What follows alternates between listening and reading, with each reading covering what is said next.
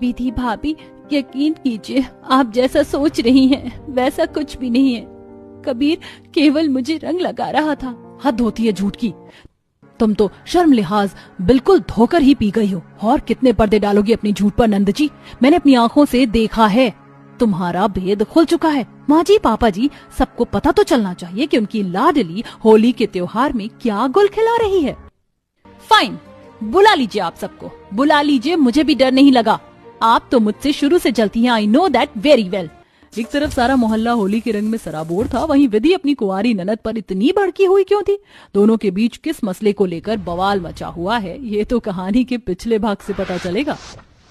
जहां banquet hall में शादी की जोड़ी में विधि बौखलाई हुई बैठी है और ननद नित्या फोटो खिंचवा रही है। कैमरे वाले भैया, हमारी फोटो अच्छी तो आई है ना? जी जी मैडम जी, एक नंबर की फोटो आई है आप दोनों की। ये सही है। शादी मेरी है, दुल्हन मैं हूँ, मगर सारी महफिल मेरी कुंवारी ननद लूट रही है। कैमरामैन का सारा फोकस उसी पर है। भैया, हम दोनों की क्लास फोटो खींच दो प्लीज, कम ऑन ना कबीर। कौन है ये फटे दूध की फफूंदी जैसे शक्ल वाला लड़का? देखो कैसे फेविकोल की तरह चिपक कर फोटो खिंचवा रही है, जैसे कि इसका बॉयफ्रेंड लग रहा हो। अरे ओ कैमरे वाले बाबू, मेरे बहू बेटे का फोटो भी निकाल दो। जी जी आंटी जी। कैमरे वाला विधि ऋषभ की फोटो निकालने लगता है, वहीं नित्या कबीर का हाथ पकड़ के खाने के मेन्यू पर ले जाती है। Nitya, what are you doing this? हाथ छोड़ो मेरा, तुम्हारी भाभी ने देख लिया तो बवाल मच जाएगा। जस्ट चिल कबीर, सबको ये पता है कि तुम मेरे पड़ोसी हो। किसी को क्या पता कि हम दोनों बॉयफ्रेंड गर्लफ्रेंड है और डेट कर रहे हैं। वैसे तुम्हें तुम्हारा प्रॉमिस याद है ना? अब ऋषभ भैया की शादी हो गई है, इससे पहले कि लड़के वाले मुझे देखने आए, तुम अपनी फैमिली के साथ आकर मेरा हाथ मांग लो, ताकि इस साल हम साथ में होली मनाएंगे। दरअसल नित्या घर में छोटी होने के कारण अपने माता पिता और भाई तीनों की ही लाडली थी, मगर किसी को कानो कान खबर नहीं थी कि वो पड़ोस में ही प्यार की खिचड़ी पका रही थी। अब देखना यह था कि विधि की उसकी नकचड़ी घमंडी ननद के साथ कितनी तालमेल निभती है। आइए देखते हैं। ऋषभ जी, सासू माँ, ससुर जी, ये लीजिए गर्मा गर्म चाय और साथ में आपके मन पसंदीदा घी में बने आलू के पराठे। क्या बात है बहू, गर्मा गर्म खस्ता आलू के पराठे और मलाई मार के चाय, आहा, दिन बन गया। अरे बहू, तूने इतने पराठे क्यों लाकर परोस दिए? सुनो जी, हल्का फुल्का खाना, आलू के पराठे भारी भरकम होते हैं। माँ जी, ननद जी अभी नाश्ते के लिए उठी नहीं क्या? अरे नहीं बहू, वो तो रसोई में तेरा हाथ बटाने को बोलकर गई थी। अच्छा, मैं बुला कर लाती हूँ। विधि ननद के बेडरूम में जाती है, जो कि खाली था। तभी गुनगुनाने की आवाज से वो बालकनी में आती है। मेरे सामने वाले खिड़की में एक चांद का टुकड़ा रहता है। आय हाय मेरी दिलरुबा, इन गीले बालों में कतई जहर लग रही हो। देखना इस बार तो तुम्हारे गोरे गोरे गाल पर रज कर गुलाल लगाऊंगा। अच्छा जी, मैं भी तुम्हें छोड़ने वाली नहीं हूँ बच्चू।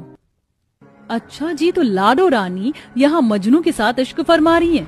एक काम करने को बोल दो तो मौत आ जाती है महारानी को। ननद जी, बालकनी में क्या कर रही हो? चलो, नाश्ता नहीं करना?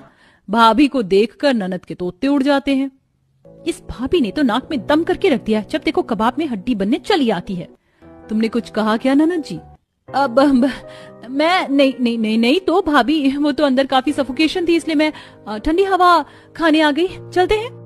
इसी तरह नित्या अपने पड़ोस वाले बॉयफ्रेंड से इश्क लड़ाती है। कभी छत पर तो कभी बालकनी में बातें करती, तो कभी चोरी छिपे बाइक पर बैठकर घूमने जाती। देखते देखते होली का बाजार लग जाता है। विधि बहू, शादी के बाद ये तुम्हारी ससुराल में पहली होली है। चलो, तुम्हारे खातिर थोड़ा सा साज श्रृंगार की खरीदारी करनी है। जी माँ जी, मैं भी आती हूँ। तभी नित्या बीच में टांग अड़ाते हुए बोलती है, माँ, मैं भी आपकी और भाभी के साथ शॉपिंग करने चलूंगी। मुझे भी होली के लिए सूट लेना है। ये होली के नाम पर कुंवारी ननद के मन में कुछ ज्यादा ही लड्डू फूट रहे हैं। वैसे तो हर वक्त कटी फटी जीन्स टॉप पहनकर मैडम बनती है, इसे सूट पहनने का बुखार कहाँ से चढ़ गया? थोड़ी देर में दोनों नंद भाभी शारदा के साथ होली के बाजार में आ जाती हैं। ये देखो बहन जी, ये लाल रंग की साड़ी आप पर खूब खिलेगी, एकदम नया पीस है। ठीक है भैया, इसे पैक कर दीजिए। वाह यार, ये टोमेटो कलर की साड़ी कितनी प्यारी लग रही है। मेरा भी मन है इस होली पर साड़ी पहनने का, मगर मेरी चंट भाभी को शक पैदा ना हो जाए। भैया, मुझे डिट्टो इसी कलर का सूट दिखा दो प्लीज। मगर ननद जी, ये गहरे लाल रंग की साड़ी सूट सुहागिनों पर जचता है। तुम कुंवारी हो, सफेद रंग का सूट ले लो। भाभी प्लीज, आप मेरे लिए रोक टोक मत करो। मुझे पहनना है तो चॉइस मेरी होनी चाहिए। घमंडी कुंवारी ननद दुकानदार के आगे भाभी को झाड़ देती है। वहीं विधि को चूड़ी बिचवा सिंदूर खरीदते देख ननद को भी अरमान जगता है। मैं भी इस होली पर मेरे कबीर के नाम का सिंदूर लगाऊंगी, मगर इनके सामने खरीदूंगी तो मेरी जलकुकड़ी भाभी सवाल का पिटारा खोलकर बैठ जाएगी। माँ आप ये सब खरीदो, मैं सैंडल देख कर आती हूँ। इस तरह कुंवारी ननद बहाना लगाकर दूसरी कॉस्मेटिक की दुकान से सिंदूर बिछुआ वगैरह खरीद लेती है। इसी तरह होली का दिन आ जाता है। नित्या का बॉयफ्रेंड सुबह से ही गली में भटकने लगता है। वहीं नित्या किसी शादीशुदा दुल्हन की तरह लाल चूड़ी, सूट, बिंदी, लिपस्टिक लगा लेती है और अपनी भाभी के कमरे के बाहर से गुजर रही होती है। हैप्पी होली ऋषभ जी, अब चलिए जल्दी से ये सिंदूर मेरी मांग में भर दीजिए। ऐसी मान्यता होती है कि होली में पति के हाथों से सिंदूर लगाने से प्यार और गहरा होता है। अच्छा जी, तो ठीक है, ये लो मेरी प्यारी धर्मपत्नी। बाहर खड़ी नित्या ये देख लेती है। अरे वाह, आज तो मैं भी मेरे कबीर की सुहागन बनना चाहती हूँ। नित्या कमरे में सिंदूर की डिब्बी लेकर दबे पांव छत पर चली जाती है। उसे जाते हुए विधि देख लेती है और जैसे ही छत पर पहुंचती है तो एक अलग नजारा देखकर दंग रह जाती है। कबीर, मैं तुम्हें दिल से अपना पति मान चुकी हूँ। ये चुटकी भर सिंदूर मेरी मांग में भरकर मुझे अपना बना लो। कबीर जैसे ही नित्या की मांग भरता है तभी विधि अपनी कुंवारी ननद को रंगे हाथ पकड़ लेती है। वाह नित्या वाह, सब लोग तुम पर आंख बंद करके भरोसा करते हैं और तुमने इस 4 दिन के बॉयफ्रेंड के लिए सबके भरोसे को तोड़कर रख दिया। तुम्हारा कच्चा चिट्ठा खुल चुका है मेरी कुमारी ननद। अब बस माँ जी, पापा जी, ऋषभ जल्दी आइए। कुछ देर में पूरा परिवार आ जाता है और शारदा नित्या की मांग भरी देखकर भड़क जाती है। हे भगवान नित्या, तूने कुंवारी होकर मांग क्यों भरी है? बोल, किसके नाम का सिंदूर लगाया है तूने? पूरे परिवार को देखकर नित्या के पसीने छूट जाते हैं। वो सिंदूर नहीं है, गलती से गुलाल चला गया होगा। ननद जी, झूठ को चाहे जमीन में भी दफन कर दोगी ना तो भी सच एक दिन बाहर आ ही जाता है। झूठ सच, बहू तो जलेबी की तरह टेढ़ी मेरी बातें क्यों घुमा रही है? साफ साफ बोल। माँ, भाभी की तो आदत है आग में घी डालने की। मैं बताती हूँ, मैं कबीर से बेइंतहा मोहब्बत करती हूँ और उसी ने मेरी मांग भरी है। यह सुनकर शारदा न आओ देखती है न ताओ, जोरदार तमाचा नित्या को मारती है।